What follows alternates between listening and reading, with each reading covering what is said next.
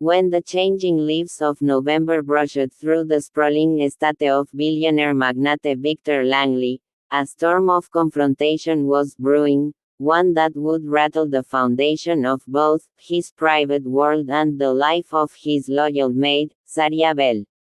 Zariah had worked for the Langleys for nearly 10 years. Born in a small rural town, she moved to the city determined to make a better life, supporting her siblings while working multiple jobs. Her diligence and quiet strength captured Mrs. Langley's heart, who welcomed her into the mansion's inner circle. Over time, Zariah learned the rhythms of the house, the of grandeur, and the hush of secrets, that the one she kept to herself was, always, her own. That Tuesday morning, everything veered off script. Victor Langley, one of the world's most influential industrialists, had just returned from a long European trip. Rumors swirled that it sealed several multimillion-dollar deals. His absence had been long, but the aura he carried when he returned was even heavier. He stepped off the private jet that morning not with his usual brisk confidence, but with an almost imperious disdain, his dark suit sharply tailored, his gaze colder than usual. At home, Zariah prepared breakfast as she always did, scrambled eggs for Mrs. Langley, oats and fruit for herself before the long day's work. She arranged everything neatly, then disappeared into the back corridors to tend to the guest rooms, flush the laundry, check the car keys peeling by the garage. Unexpectedly, she heard the roar of a hyper engine being started, and dashed forward, alarmed. The garage door stood half open. Lights peeked in, slicing through shadows. There, gleaming like a leviathan born of steel and promise, was the engine, a $10 million marvel, rumored to be Victor's latest obsession, possibly tied to a revolutionary vehicle he'd keep under wraps. Zariah paused at the threshold.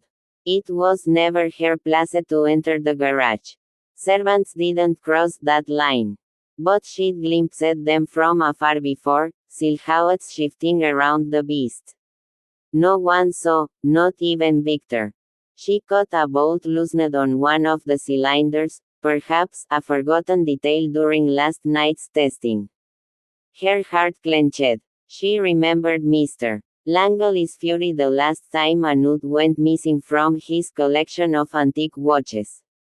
She should leave. Yet, the memory of her younger sibling's broken toy truck, rusting in a corner, made her hands itch to fix what she could. Fate, in the form of Mrs. Langley, intervened. She entered then, gentle and commanding, and caught Zariah with a wrench trembling in her fingers. Everything froze. A single moment stretched until Mrs. Langley's breath broke the glaze of shock. Zariah, she said softly. Zariah's mind raced. The whisper of guilt pressed against her. She bowed her head. Uno a uno thought a bolt had loosened, she began, voice trembling. It wasn't. Mrs. Langley raised a hand. You shouldn't have been here, she said, disappointment following her like smoke. Please leave. Then, I'll tell Victor. Her voice carried authority, enough to shield, but not enough to stay the storm that would follow. By afternoon, Victor learned of the trespass. A betrayal as minor as it must have seemed to Zariah turned catastrophic in his eyes. In the crisp air of his office, all glass and steel, he summoned her. When she knelt before him, the world inside that room stiffened, no pity, only power. You have disrespected my property, Victor said. His voice was low, the kind of quiet that meant war. You are fired. And leave the grounds by sundown. The words slashed through her. Years of service, sacrifices she'd made, gone. She stood, legs shaking, mouth dry, but head held in stubborn pride. Sir, she whispered, voice cracking. I only wanted to help. Victor cut her off with a glance. She swallowed. At dusk, she grabbed her few belongings from the servant quarters and stepped outside, tears slicing her face.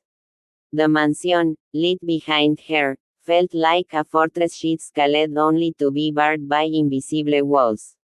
Walking away, she felt the weight of injustice, accusation of wrongdoing where there was only empathy. No hearing, no moment to explain. Just gone. ___. Back in the mansion, Victor admired the engine, polished to perfection, a testament to human ingenuity, yet hollow. Something nagged him, a slight misalignment he couldn't ignore. He prided himself on precision. He called in his team, top engineers, technicians, all to fix it. But they couldn't replicate what he glimpsed. In the silence of his workshop, he flipped through his ledger, name after name, timing after timing. Zariah's name, dismissed and forgotten, sprang into focus. A quiet apology crept in, too late. Meanwhile, Zariah returned to her humble flat in a distant neighborhood. Her world crumpled and rebuilt itself, her siblings scared of strangers, her confidence battered. A week passed. Then another. She took odd jobs, cleaning, cooking, anything. But every night, she tinkered, old car parts, radios, toys. She fixed things that no one asked her to. A neighbor's lawnmower, a friend's ski door latch, a child's toy engine that had stopped turning. With every scrap metal, with every delicate alignment, she mended not just parts, but herself. Word of her talent began to spread. A local mechanic, impressed by her natural skill, offered her a spot in his small garage. He didn't promise fortune, but purpose. She accepted, with trembling hopes. Back in Victor's domain, confusion mounted. The engine still misbehaved. Anxiety bubbled behind his composite mask. Report after report landed on his desk, approved. Resentful, defective. At nights, he walked past the garage, unable to sleep. That engine, once a marvel, now a silent accusation. ___. Part 1 ends here, at the intersection of downfall and quiet resurgence, displacing Zariah from her place of service, but propelling her toward her own path of technical brilliance, quietly rising from the humiliation. At the same time, Victor is trapped in suspicion and regret. Let me know when you'd like part 2, where these worlds collide again, at the heart of that $10 million engine.